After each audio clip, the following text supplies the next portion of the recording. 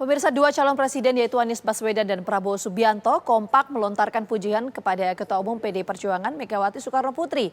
Di tengah wacana Pilpres yang bisa berlangsung satu putaran atau dua putaran, komunikasi juga terus dijalin oleh para elit politik.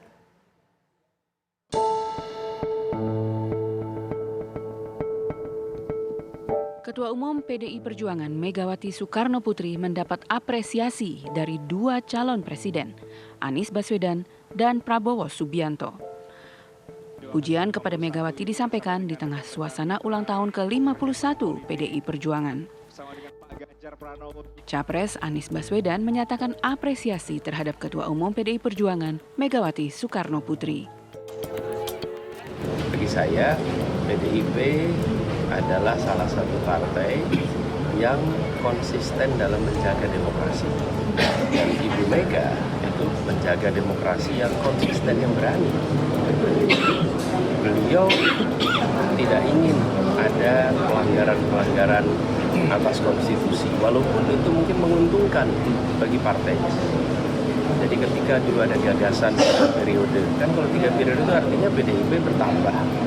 Tapi beliau mengatakan tidak. Kita taat pada konstitusi. Karenanya ketika kemarin ulang tahun saya sampaikan ucapan selamat dan teruslah menjadi penjaga tonggak demokrasi kita. Sementara Capres Prabowo Subianto melontarkan pujian kepada Megawati dalam forum dialog dengan Kadin. Kita lihat yang sudah dibangun adalah ibarat landasan. Semua presiden sebelumnya meletakkan landasan, semua berjasa, harus diakui.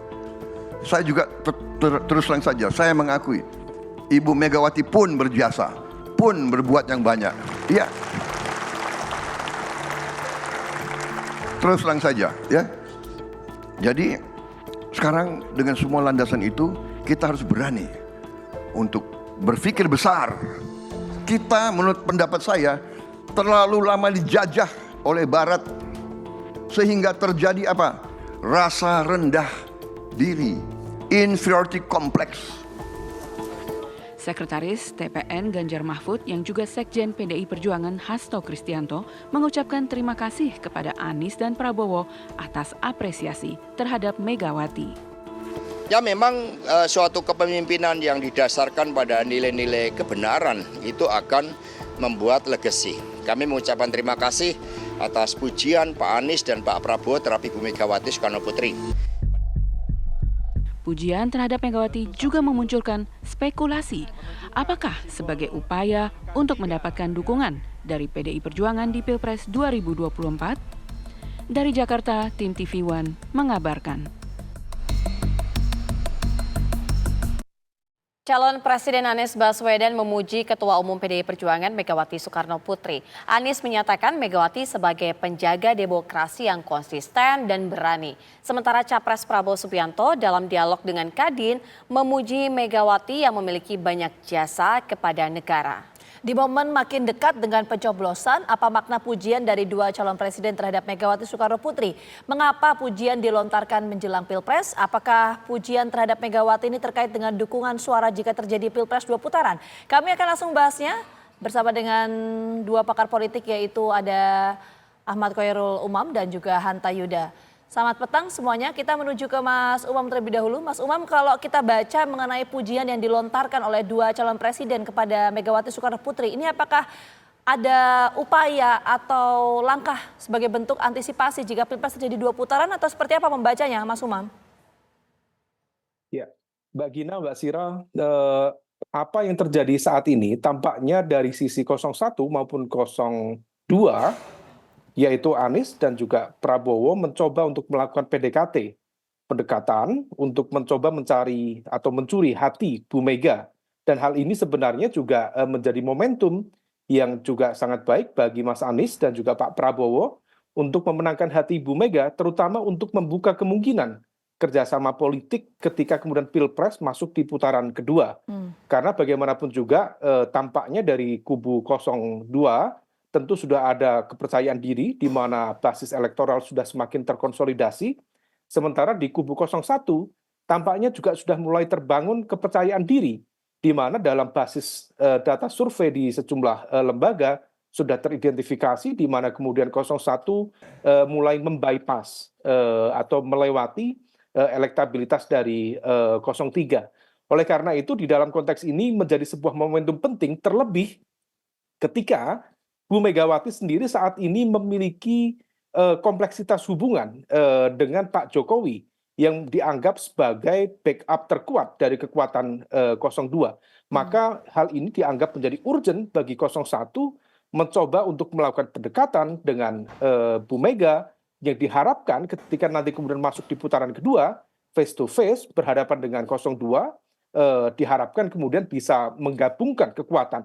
Kalau digabungkan, Mbak, secara elektoral dari basis mesin kursi di parlemen akan cukup berimbang, bahkan lebih besar. Karena di kubu 01 saat ini ada 29%, kemudian di kubu 03 itu ada 25%. Kalau digabung, maka itu bisa menjadi sekitar 53%.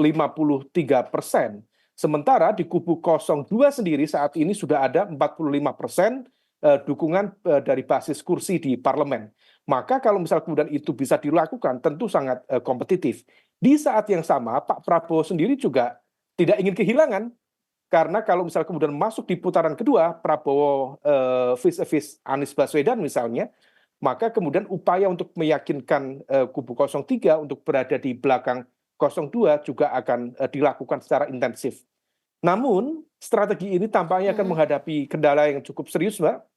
Salah satunya misalnya tampaknya ada semacam ideological barrier atau ideological resistance, misalnya antara PDIP dengan PKS misalnya yang ada di kubu 01. Memang kerjasama politik antara PDIP dan PKS itu terjadi di beberapa pilkada-pilkada di daerah cukup banyak.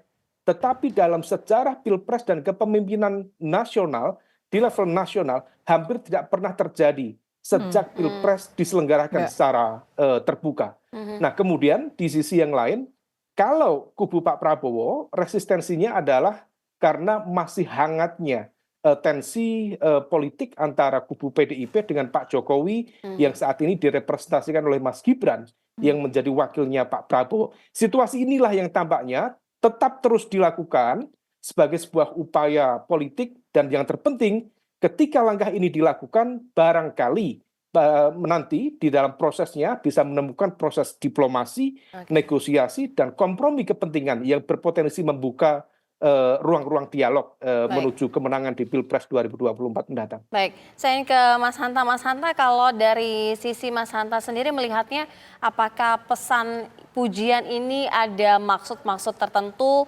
untuk menurunkan eskalasi perdebatan yang sempat panas di saat debat begitu di antara ketiga capres, dengan salah satunya adalah dengan memuji Megawati, atau seperti apa? Ada message tersendirikah begitu? Di situasi kondisi pertarungan elektoral, Sera, tentu motif elektoral pastilah lebih determinan dan kental. Itu tidak bisa dipungkiri. Karena itu faktor karena ingin melakukan penjajakan, rayuan politik, mengambil hati Ibu Megawati adalah faktor yang paling dominan kalau kita baca. Nah, yang paling penting pertanyaan adalah sepenting apa sih Ibu Mega, atau mengapa Ibu Mega penting bagi Pak Prabowo dan Pak Anies Baswedan hari ini. Saya menganalisa ada 3 alasan. Satu, Ibu Mega adalah Presiden ke-5 Republik Indonesia. Tentu beliau memiliki pengikut militan. Tentu memiliki basis massa, sedikit atau banyak, paling tidak basis PDI Perjuangan. Dan pernah mengikuti Pilpres 2 kali. Artinya secara elektoral punya basis. Ini perlu didekati oleh Prabowo atau Anies kalau kemudian Pilpres berlangsung 2 putaran, masuk putaran kedua mereka berhadapan. Yang kedua, Ibu Mega kita tahu adalah veto player, penentu yang menentukan partai terkuat hari ini PDI Perjuangan. Kemana arah PDI Perjuangan itu akan ditentukan kemana arah Ibu Megawati Soekarno Putri.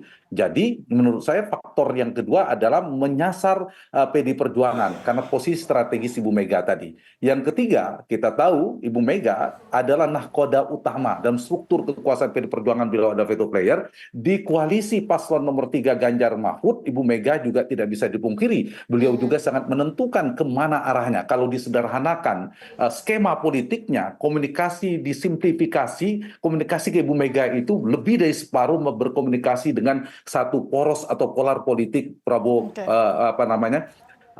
pasangan Ganjar dan Mahfud MD. Karena itulah Ibu Mega memiliki arti penting bagi pasangan Prabowo maupun pasangan nomor 2 dan nomor 1 kalau mereka berhadapan dalam dua konteks. Satu konteks winning the election. Dalam rangka strategi memenangkan pertarungan di putaran kedua, mereka membutuhkan dukungan tambahan. Seperti tadi Mas Khairul Umam juga sempat singgung, bahwa mereka membutuhkan dukungan meskipun tidak otomatis bahwa koalisi di tingkat elit itu diikuti oleh pemilih di tingkat massa. Kemudian pendukung Ganjar misalnya kita asumsikan tidak lolos, kemudian dukungan itu serta-merta para pendukungnya lalu mendukung apa yang didukung oleh capresnya. Belum tentu. Pasti dinamis dan mereka ada pemilih otonom, ada berbagai macam aspek dinamika politik. Jadi dalam rangka untuk menangkan pertarungan. Yang kedua, faktor Megawati dan PD Perjuangan memiliki arti penting juga dalam konteks governability, yaitu dalam rangka untuk menyukseskan pemerintahan, untuk menjalankan pemerintahan secara efektif jika Prabowo atau Anies terpilih menjadi presiden. Dan kita tahu Ibu Mega ada ketua umum, seperti saya katakan tadi, pengendali dan struktur kekuasaan tertinggi PD Perjuangan. PD Perjuangan, partai tertinggi, terkuat hari ini, di pemilu 2024 berpotensi menjadi nomor 1 atau nomor 2 bersaing dengan Gerindra. Sehingga dengan faktor itu, maka PD Perjuangan dan Ibu Mega menjadi variabel yang sangat menentukan dalam konteks dinamika konstelasi politik jika Pilpres berlangsung 2 putaran. Tinggal apakah lebih mungkin, apakah Megawati dan paslon nomor 3 kita asumsikan masuk putaran kedua mereka gagal, itu lebih mungkin realistis bergabung bersama Prabowo seperti tadi, atau bersama Anies Baswedan. Ada dua pertimbangan, apakah pertimbangan historis ideologis itu lebih mungkin bersama Prabowo Subianto. Kalau pertimbangannya taktis, politis, kondisi politik terkini itu lebih realistis bergabung bersama Anies Baswedan. Mas Hanta, soal peluang koalisi nanti akan kita dalami di segmen selanjutnya, termasuk kita juga akan mendalami juga adanya kemungkinan kerjasama politik yang tadi sempat disampaikan oleh Mas Umam. Ini konversi kerjasama politik itu apa? Apakah bentuk koalisi atau ada kerjasama politik lain? Nanti kita akan bahas, usai jeda, tetap sama kami. Oke, kita langsung menuju ke Mas Umam. Mas Umam, tadi kan Mas Umam menyampaikan bahwa pujian ini sebagai bentuk bahwa para calon presiden ini ingin membuka ruang komunikasi atau ruang kerjasama politik ya. Kalau berangkat dari situ, positioning PDI Perjuangan dan juga Megawati Soekarno Putri dalam Pilpres itu seperti apa, Mas Umam? Ya, di dalam konteks ini Mbak, positioning dari PDIP tentu sangat menentukan. Tadi Mas Hanta menjelaskan cukup lengkap bagaimana kemudian veto player betul-betul akan memberikan impact yang cukup serius, baik di dalam konteks kalkulasi kemenangan maupun di dalam konteks pertarungan wacana ideologis. Oleh karena itu, tentu kalau misal kemudian masuk di putaran kedua, ini harus diantisipasi betul oleh kubu 02. Karena bagaimanapun juga hal ini berpotensi dimanfaatkan oleh dua kekuatan yang saat ini ada di kubu 01 maupun kubu 03, untuk meletakkan seolah-olah ada common enemy yang harus mereka hadapi. Dan itu memungkinkan terjadinya potensi konsolidasi kebencian terhadap 02 yang kemudian dibangun dengan berbagai macam narasi, argumen, dan juga judgement dalam konteks putaran kedua Pilpres. Maka di dalam konteks ini betul-betul seoptimal mungkin kalau misal yang bisa dilakukan 02 adalah mengoptimalkan langkah yang bisa dilakukan saat ini untuk mengambil satu potensi kemenangan di satu putaran. Karena kalau misal kemudian tetap dibuka ruang bagi hadirnya dua putaran, maka potensi bersatunya dua kekuatan, yaitu dari 01 dan 03, membuka kemungkinan bisa terjadi. Meskipun ada potensi, kalau dikalkulasi level elitnya memungkinkan untuk bertemu. Dengan segala negosiasi, kompromi, dan proses diplomasi yang cukup panjang untuk mempertemukan titik-titik kemungkinan dan juga kepentingan, kalkulasi kepentingan. Tetapi diakui atau tidak, ada sisi yang sangat berbeda antara elit dengan juga akar rumput. Maka kalau misal kemudian hal itu terjadi, harus diantisipasi potensi terjadinya split ticket voting. Barangkali kalau misal masuk di putaran kedua, 01 dan 03, di level elit partai politiknya bisa bersatu, tetapi belum tentu akar rumputnya, para pemilih loyalnya akan atau bersedia untuk memberikan dukungan kepada pihak yang didukung oleh elit partainya. Nah, oleh karena itu ini yang barangkali harus diantisipasi betul, dijajaki secara real untuk membuka kemungkinan mana potensi kalkulasi kepentingan yang jauh lebih realistis membawa potensi ke arah kemenangan di Pilpres yang akan datang. Baik, kita ke Mas Hanta. Mas Hanta begini, kita kan mengetahui betul ya bahwa sosok Megawati ini sangat memiliki posisi yang strategis juga dari PDI Perjuangan juga gitu ya. Paling tidak partai yang benar-benar menjadi pusat perhatian gitu. Nah ini bentuk langkah pujian yang dilakukan ini mengarah kepada bagaimana Megawati akan bersikap nantinya, atau memang tadi yang Mas Hanta bilang itu ada kedekatan dari sejarah, jadi apapun itu ya mau pujian sebagaimanapun juga langkah itu akan dipilih oleh Megawati begitu, apapun itu. Iya, betul. Secara historis, mungkin ada kedekatan ideologis, Ibu Mega lebih memungkinkan tetap bergabung dengan paslon nomor 2. Tapi jangan lupa, Sera, Ibu Mega politisi yang harus kita pelajari tidak pragmatis dalam catatan kita bersama, tidak pragmatis mungkin untuk mengganti kata realistis. Jadi Ibu Mega ini orang punya prinsip yang kuat, pernah di luar pemerintahan Pak SBY 10 tahun, bertahan di luar pemerintahan. Jadi kalau sudah ada kekecewaan politik, tanda petik dendam politik, kalau tidak suka, saya kira agak sulit untuk Ibu Mega. Karena itu ada faktor yang lebih dinamika hari ini, yaitu faktor konstelasi politik. Konstelasi politik hari ini, di dalam tadi Mas Umam juga sempat singgung, bahwa kedua pasangan paslon 1 dan 3 ini memiliki lawan yang sama. Dalam adigium politik itu kan musuhnya lawan kita adalah kawan. Mereka berkawan karena punya lawan politik yang sama. Dengan artinya sebenarnya di titik yang lain mereka sedang berhadapan-hadapan sebenarnya paslon 1 dan 3 ini. Kalau mengasumsikan bahwa Pilpres akan 2 putaran, maka Prabowo dan Gibran sudah menunggu. Sebenarnya siapa yang akan menjadi lawan Prabowo Gibran antara Ganjar dan Anies? Mereka ini punya potensi untuk bersama di putaran kedua, tapi sebenarnya mereka yang sedang bertarung di putaran pertama untuk masuk di putaran kedua berhadapan dengan paslon 2. Jadi ada kompleksitas di situ, komplikasi politiknya. Yang kedua, kalau kita dibaca ini sebagai prakondisi untuk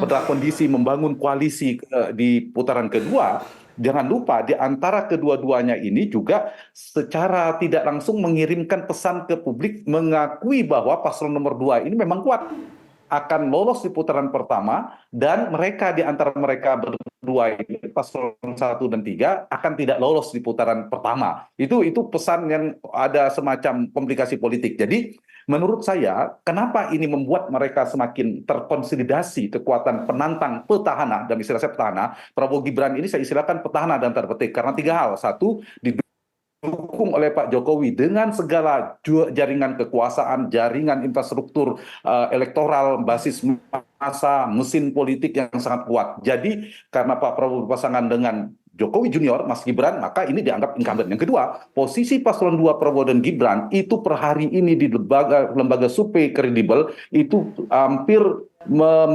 sekitar di polling Indonesia 45-47%, meskipun belum menyentuh pada 50% untuk memastikan secara konklusif Pilpres berlangsung dalam satu putaran, belum tentu. Tetapi dalam posisi ini kan sangat kuat. Nah, inilah yang menyebabkan dengan posisi elektoral yang kuat, kemudian ada potensi satu putaran, membuat pasangan penantang paslon 1 dan 3 terkonsolidasi, mereka ditemukan satu titik untuk berhadapan dengan satu kekuatan incumbent yang kokoh itu. Ini saya kira yang menjadi mereka akan bersama. Nah, saya ingin menjawab pertanyaan Sera dan Vita tadi, maka kalau belajar dari Ibu Mega, per hari ini bacaan saya lebih mungkin saya katakan, bersama dengan, kalau kekecewaan yang tinggi itu bisa jadi berseberangan dengan Pak Jokowi, dan yang saya istilahkan, artinya Prabowo dan Gibran. Artinya beda kalau saya ditanya Mbak Puan sangat mungkin bergabung dengan Prabowo Gibran. Itu kira-kira. Jadi simpulannya, kalau Pilpres kita 2024 ini berlangsung dalam satu putaran, saya mungkin Mas Umam, sudah berani mulai memprediksi kalau Pilpres satu putaran yang pemenangnya adalah Prabowo Gibran. Karena datanya demikian. Tapi kalau Pilpres berlangsung dalam 2 putaran, yang bisa kita prediksi adalah Prabowo Gibran akan masuk di putaran kedua. Nah, yang masih ada potensi siapa di antara Ganjar dan Anies yang akan bertarung. Mereka punya peluang yang sama, tapi dari tren elektabilitasnya Anies relatif lebih positif, lebih mungkin. Nah, kalau di Pilpres berlangsung 2 putaran, siapa pemenangnya? saya masih mengatakan 50-50. Masih mungkin Prabowo Gibran menang, tapi bisa jadi penantangnya juga memiliki peluang menang kalau Pilpres 2 putaran. Karena itu bagi Prabowo Gibran sangat penting untuk mengejar Pilpres agar dalam 1 putaran, supaya potensi menangnya lebih aman paling tidak mereka menginginkan seperti Pilpres 2009, Pak SBY menang mutlak dalam 60% dalam 1 putaran. Itu yang mungkin akan dikejar oleh Prabowo Gibran, dan itu yang dikhawatirkan oleh Ganjar dan Anies. Oke, Mas Hanta. Sementara Anies mungkin memimpikan Pilpres 2024 berlangsung seperti Pilkada DKI yang dia menangkan. Dia kalah dengan Pak Ahok di putaran pertama, tapi bisa menang di putaran kedua. Itu mungkin sama-sama menjadi mimpi masing-masing dari paslon. Gitu, Sira, Vita. Oke, baik. Kita mau ke Mas Umam lagi. Mas Umam, kalau kita masih fokus soal bagaimana positioning PDI Perjuangan di Pilpres nanti, apakah kemudian faktor PDI Perjuangan sebagai partai pemenang pemilu 2 kali ini menjadi hal yang kemudian menjadi pertimbangan kenapa kemudian 2 paslon Capres ini membuka ruang komunikasi politik, dan kita tahu nanti kan ini tidak hanya Pilpres tapi juga Pileg yang akan dihadapi. Bagaimana untuk positioning PDI Perjuangan di Pileg nanti? Ya, positioning PDIP Perjuangan dalam konteks ini tentu akan dipengaruhi oleh banyak hal. Kalau misal kemudian masuk di 2 putaran ya, pertama tentu akan bergantung pada bagaimana kemudian performa dari PDIP sendiri di Pileg itu nanti. Apakah betul-betul mampu mempertahankan target yang kemarin disampaikan dengan menang secara hat-trick 3 kali berturut-turut ataukah tidak? Atau kalau misal kemudian berhasil, apakah kemudian capres-capresnya dalam konteks Pilpres mau atau bisa masuk dalam putaran kedua atau tidak? Kalau misal menggunakan basis data yang saat ini ada, posisinya 02 berada di peringkat 1, kemudian 01 berada di peringkat 2, dan kemudian 03 Mas Ganjar berada di peringkat 3. Kalau misal kemudian memang betul tidak ada satu situasi yang mengubah dinamika yang menjadi game changer, di mana kemudian ternyata dalam konteks akar dan mesin politik dari 03 Mas Ganjar Pranowo dan juga Pak Mahfud MD betul-betul solid, maka kemudian bisa masuk di putaran kedua, maka kemudian hal itu berpotensi menjadi sebuah penentu yang cukup serius. Tetapi kalau misal ternyata 03 kalah, masuk di putaran kedua adalah 02 Pak Prabowo dan Mas Gibran, dan juga 01 Mas Anies dan juga Caimin, maka disinilah kemudian urgensi dari seorang Megawati Soekarno Putri dan juga PDIP.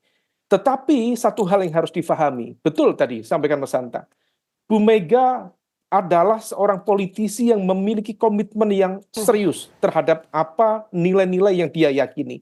Kalau misal kemudian per hari ini kita cermati, ada situasi problematik yang cukup serius antara pola relasi Bu Mega dengan 01, misalnya terkait dengan konteks ideological resistance antara PDIP dengan PKS misalnya, atau pola komunikasi antara Bu Mega dengan Pak Surya Paloh yang sempat memanas pada akhir 2023 yang lalu, sehingga kemudian memunculkan sebuah terminologi partai sombong dan lain sebagainya. Nah, tentu ada luka yang belum selesai di sana. Apakah memungkinkan misalnya bagi komunikator politik handal mereka, misalnya ada Mbak Puan sebagai komunikator terdepan dari PDIP yang relatif lebih fleksibel, apakah bisa membuka ruang negosiasi di sana, kemudian bisa bertemu dengan Pak JK, bagaimanapun juga Pak JK juga representasi dari komunikator politik yang paling ulung di lingkaran 01, kalau bisa memungkinkan ditemukan titik temu, tentu cukup menarik. Tetapi kalau misal melihat trend line yang terjadi selama ini, jika ada luka ideologis, luka sejarah di Bu Mega, seringkali hal itu tidak mudah untuk dilupakan begitu saja, hanya dengan kalkulasi pertimbangan pragmatis oportunis. Hal sama juga terjadi dalam konteks relasi posisi PDIP dan Bu Mega dengan 02. Dengan Pak Prabowo barangkali nggak ada masalah. Tetapi tampaknya ada semacam kemarahan dari Bu Mega dan PDIP kepada Pak Jokowi dan lingkarannya.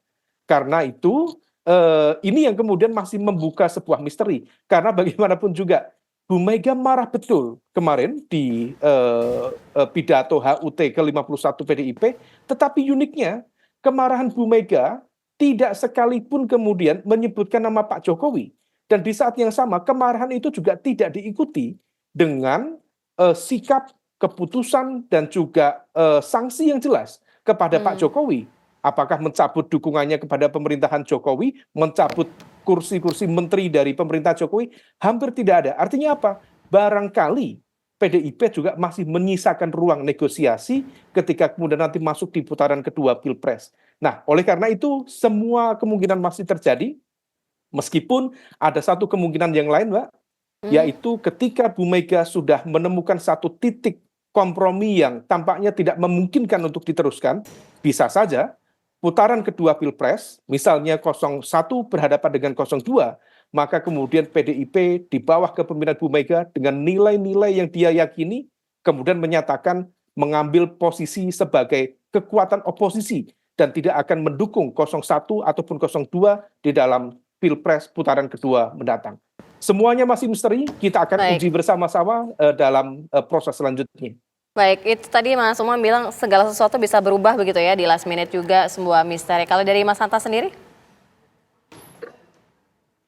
Ya, posisi Ibu Mega dan PDI Perjuangan, Sera dan Vita memang dilematis, saya setuju. Tadi satu, berarti yang harus kita ukur adalah tingkat keparahan lukanya Bu Mega. Mana lebih kekecewaan tertinggi Bu Mega lebih kemana? Tadi seperti data yang sudah disampaikan oleh Mas Umam tadi. Karena itu, menurut saya dinamika politik ini akan sangat dinamis bagi PDI Perjuangan. Tapi saya akan menduga Ibu Mega akan memilih oposisi lebih besar ketimbang mempertimbangkan mendukung siapa dan siapa. Jadi kalkulasi ini bagi PDI Perjuangan, bagi Ibu Mega memang dilematis. Satu sisi dia punya kendala terbendung ideologi dan historis kalau ingin bersama dengan pasangan nomor 1. Tetapi per hari ini realitasnya dengan paslon nomor 2 ada luka yang cukup besar juga terkait dengan kekecewaan.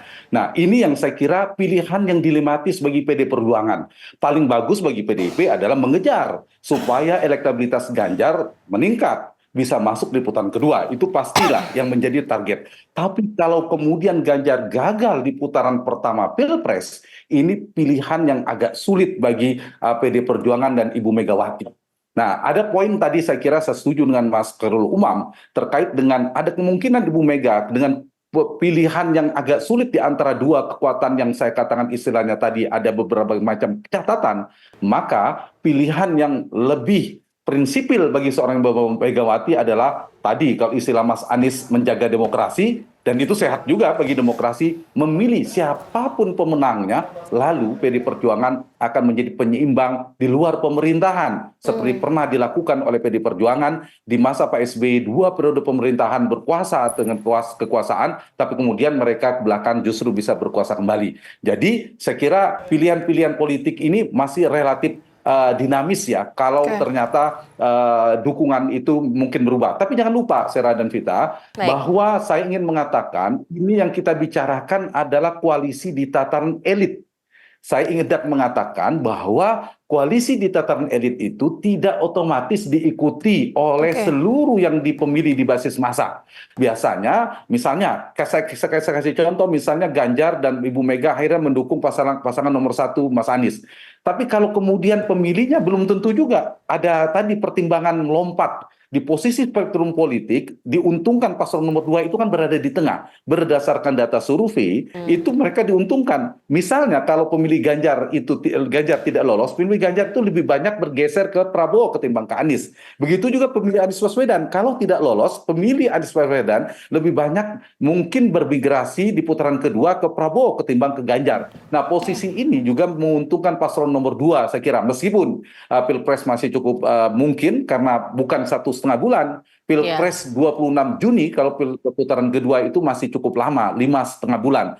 Dinamika sangat mungkin. Ada peta politik yang mungkin terkonsolidasi, peta koalisi baru, ada faktor approval rating tingkat kepuasan pada Pak Jokowi, ada blunder politik yang dialami oleh berbagai macam kandidat potensinya bisa terjadi, isu-isu politik dan program-program baru, maka saya memprediksi untuk Pilpres putaran kedua masih sulit diprediksi siapa pemenangnya. Tapi bahwa Prabowo Gibran akan masuk di putaran kedua, saya berani memprediksi. Lawannya, nah siapa pemenang di putaran kedua, belum bisa diprediksi. Tapi kalau Pilpres 1 putaran, saya berani memprediksi pemenangnya Prabowo Gibran. Oke, baik. Semua ini masih dinamis ya sampai nanti hari H pencoblosan. Sekali lagi terima kasih banyak Mas Hanta dan juga Mas Umam atas waktunya sudah bergabung bersama kami di Kabar Petang. Sehat selalu.